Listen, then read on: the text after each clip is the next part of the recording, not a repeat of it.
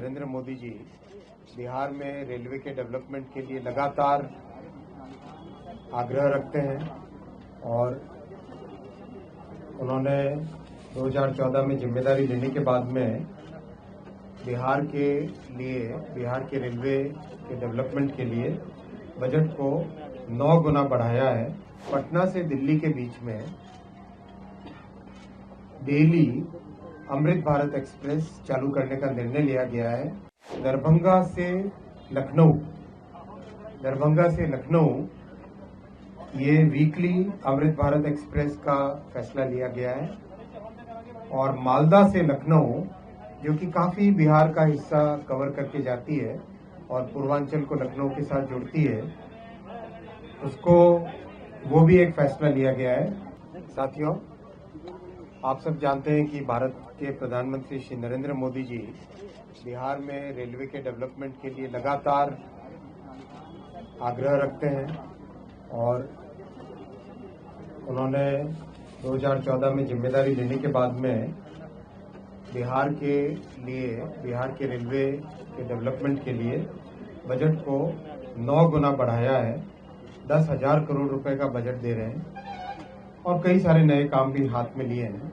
कई नए प्रोजेक्ट्स ऐसे हैं जो वर्षों से पेंडिंग थे, उन सबको मोदी जी ने अपने 11 वर्षों के कार्यकाल में कंप्लीट किया है और कई ऐसे नए प्रोजेक्ट जिनका बहुत लंबे समय से इंतजार था, वो अब कंप्लीशन की तरफ आए। जैसे अररिया गलगलिया जो कि पूरे हमारे सीमांचल क्षेत्र को जोड़ने वाली लाइन है, 111 किलोमीटर की, वो कंप्लीट हो गई।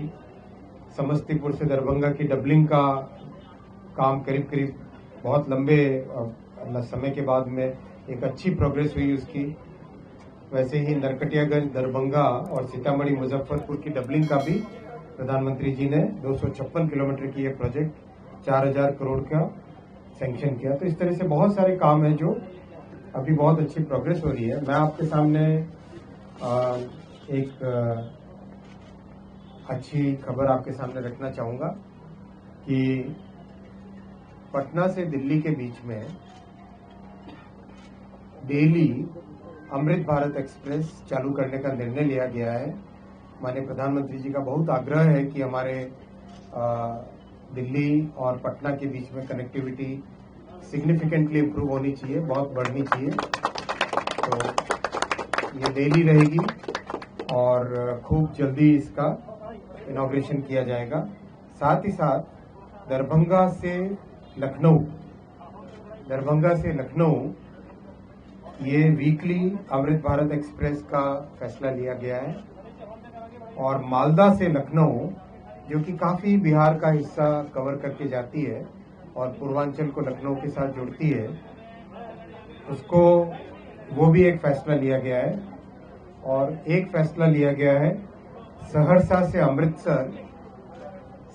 से अमृतसर और जो पूरा करीब अपने उत्तर बिहार को जोड़ते हुए अमृतसर की तरफ जाए, वैसी एक अमृत भारत एक्सप्रेस का भी निर्णय लिया गया है।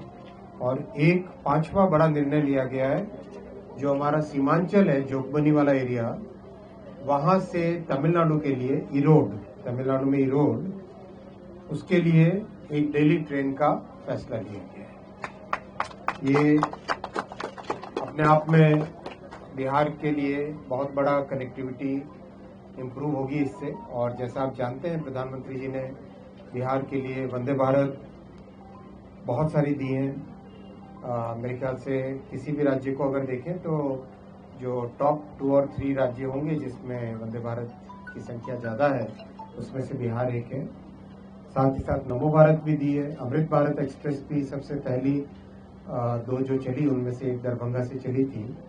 तो अपने आप में एक कमिटमेंट है जो बिहार के प्रति प्रधानमंत्री श्री नरेंद्र मोदी जी का है, रेलवे का है। और 3 ऐसे प्रोजेक्ट हैं जो बहुत जल्दी सैंक्शन करने का काम चल रहा है।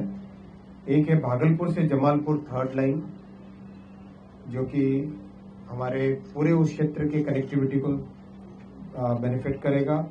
दूसरा बख्तियारपुर राजगीर तिलैया, इसकी डबलिंग, बख्तियारपुर राजगीर से तिलैया की डबलिंग। और तीसरा रामपुर हाट से भागलपुर की डबलिंग। इन तीनों प्रोजेक्ट्स का डीपीआर बना के अप्रूवल करने का प्रोसेस बहुत तेजी से चल रहा है। आशा है इसका भी जल्दी सैंक्शन मिलेगा। और साथियों, आईटी के मामले में दो आपके साथ शेयर करना चाहूँगा डेवलपमेंट्स। अपने पटना में STPI software technology park of India बहुत अच्छी फैसिलिटी बनी है, जिससे कि आईटी इंडस्ट्री पटना में आ सके। ये इस तरह की एक फैसिलिटी बनाई गई है, वो कंप्लीट हो गई है। 53 करोड़ रुपए का इन्वेस्टमेंट इसमें हुआ है। और दरभंगा की आईटी कैंपस वो भी कंप्लीट होने को आया है। ये दोनों भी बहुत जल्दी आरंभ करेंगे। बहुत धन्यवाद साथियों। आज कर्पूरी ग्राम जाने का सौभाग्य मिला।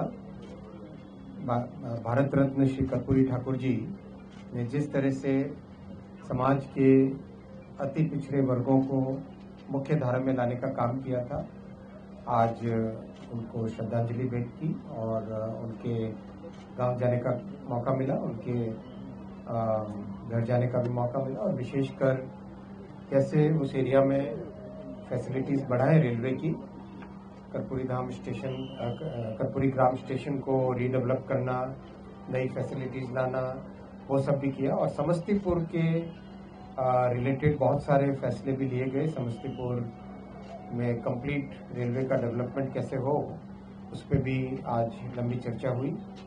और 2 नई लाइनों का जो अपने दरभंगा MP साहब ने कहा, उसका डीपीआर भी आगे ले जाने का फैसला लिया गया।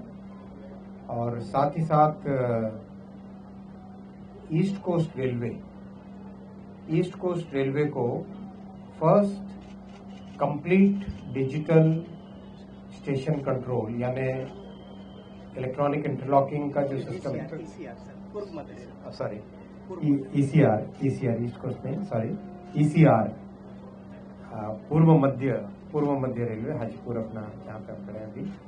ECR को भारत का सबसे पहला ऐसा जोन बने जो कि कंप्लीटली इलेक्ट्रॉनिक इंटरलॉकिंग यानी डिजिटल स्टेशन कंट्रोल वाला हो, वो फैसला भी लिया गया।